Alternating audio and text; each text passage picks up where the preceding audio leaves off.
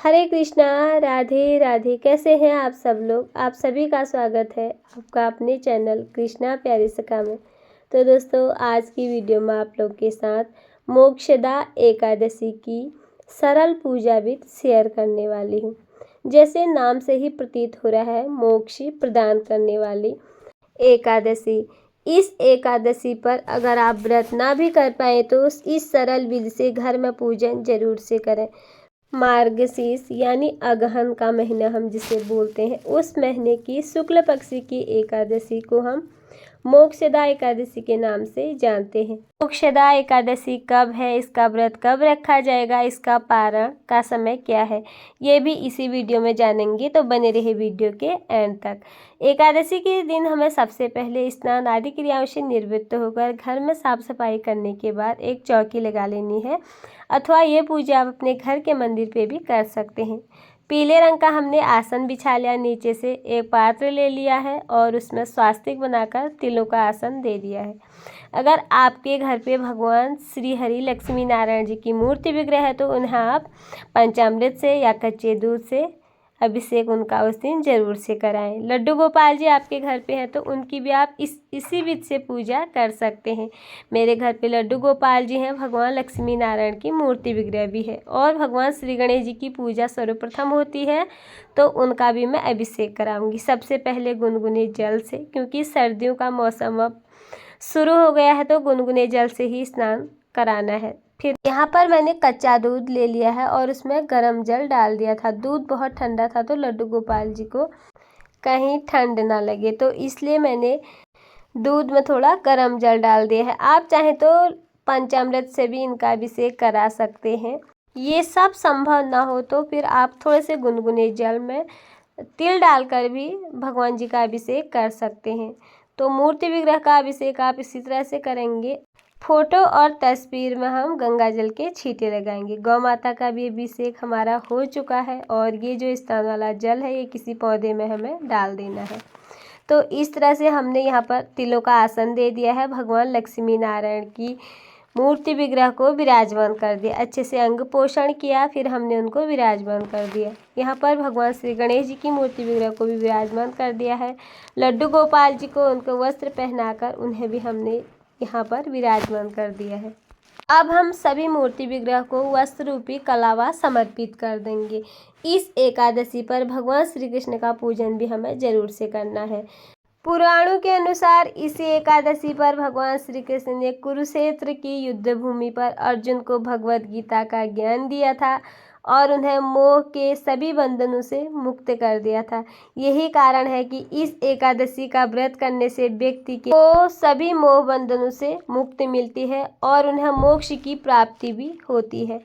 तो यहाँ पर हमने वस्त्र रूपी कलावा समर्पित कर दिया। सबसे पहले भगवान श्री गणेश जी को रोली का तिलक किया, फिर हमने भगवान श्री हरि विष्णु जी को पीले चंदन से तिलक कर दिया, माता लक्ष्मी को लाल रोली से। भगवान श्री हरि की मूर्ति विग्रह को आप हल्दी से भी तिलक कर सकते हैं। माता लक्ष्मी को हो सके तो 16 श्रृंगार भी समर्पित कर सकते हैं।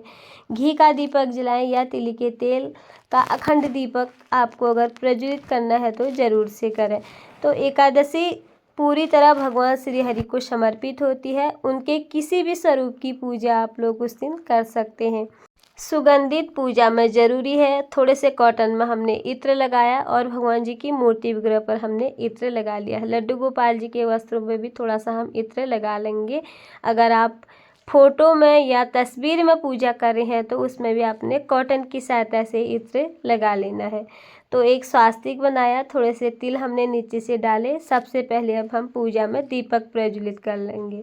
इसी के साथ जानते हैं मोक्षदा एकादशी का व्रत 11 दिसंबर दिन बुधवार को रखा जाएगा, जिसका पारण समय 12 दिसंबर दिन गुरुवार को सुबह 7:05 से 9:10 के बीच में होगा।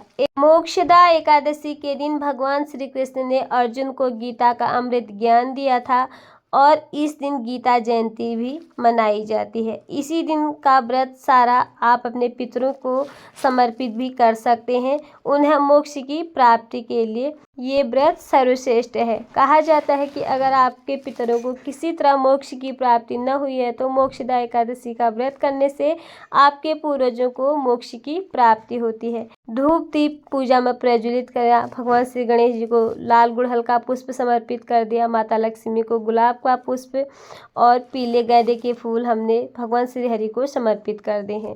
तुलसी मंजरी जरूर से समर्पित करें, पर एकादशी के दिन तुलसी तोड़ी नहीं जाती है। यहाँ पर हम दीप पूजन भी कर लेंगे। इस दिन आपको पूजा में श्रीमद् भगवद गीता का भी पूजन जरूर से करें, हो सके तो उसका अध्ययन भी करें।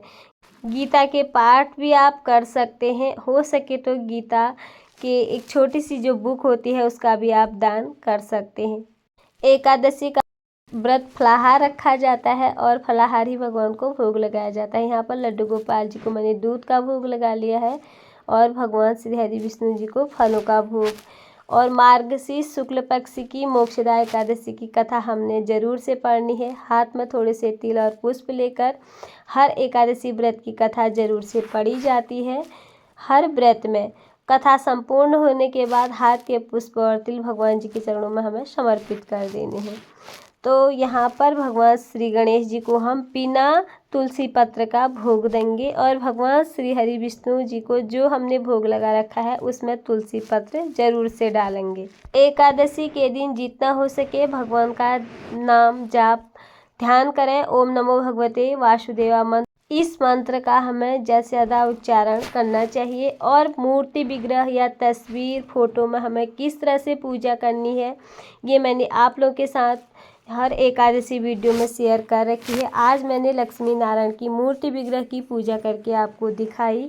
और पूजा की कमी पूर्ति के लिए हमें सामर्थ्यता के अनुसार दक्षिणा रखनी होती है, जिससे हमें दूसरे दिन पारण करके इसका दान करना होता है। अंत में हमें आरती उतार लेनी है। भोग लगाने के बाद सबसे पहले भगवान श्री गणेश जी की, फिर लक्ष्मी नारायण भगवान जी की, लड्डू गोपाल जी की। इस तरह गा कर सुनकर भी आप यहाँ पर आरती उतार सकते हैं। आरती उतारने के बाद 3 बार वहाँ पर हमने जल को वार देना है और अपनी पूजा को हमने यहाँ पर संपूर्ण कर लेना है। पूजा में हुई कमी पूर्ति के लिए भगवान से क्षमा याचना करें, अपनी मनोकामनाओं की पूर्ति के लिए प्रार्थना करें। हो सके तो एकादशी पर अखंड दीपक प्रज्वलित करके शाम को हमें 5 दीपकों का दीपदान जरूर से करना होता है। तो दोस्तों यही थी मेरी मोक्षदा एकादशी की सरल पूजा विधि। अगर आप लोगों को वीडियो पसंद आई, यूजफुल लगे तो प्लीज़ वीडियो को लाइक, चैनल को सब्सक्राइब जरूर करें। हरे कृष्णा, राधे राधे।